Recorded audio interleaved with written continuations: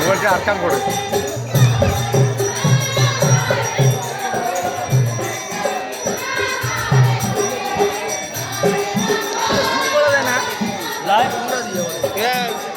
এই যে দুটো সুইচ আছে তারপরে এই যে এটা আমি একটু চাই